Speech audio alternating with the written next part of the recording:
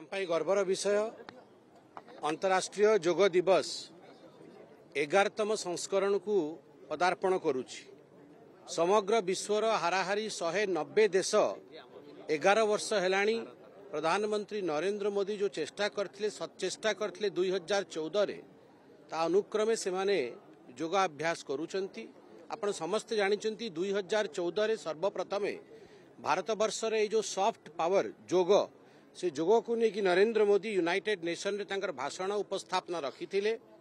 आ आश्चर्य चमत्कार हेतिला प्रथम थर पे एभली गोटे रिजोल्यूशन विदाउट वोटिंग सर्वसम्मति समस्तंकर कंसेंट सहित 177 देश 177 कंट्रीज को स्पॉन्सर हेले आ इंटरनेशनल योग दिवस 21 जून को स्थापित हैला। 100 डेज काउंटडाउन प्रोग्राम आरंभ होईछि।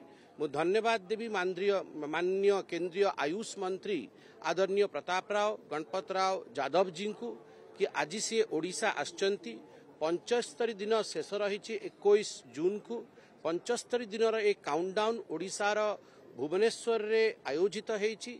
विशालतम आयोजन होईछि। सबु सरकारी अधिकारी मध्य थिले, डेप्यूटी सीएम प्रभाती परिडा मध्य थिले। आ सर्वोपरि जो उत्साह जो उमंग ओडिशा निवासी योगों प्रति एवं नरेंद्र मोदी ए रिजल्व प्रति कि आमे योग आमर दैनंदिन जीवन में स्थापित करिबा एवं स्वस्थ रहिबा तत्सहित आमे हरित क्रांति आनिबा एक पेड़ माँ के नाम मध्य लगेबा ताहा मध्य आज संकल्पना कराही।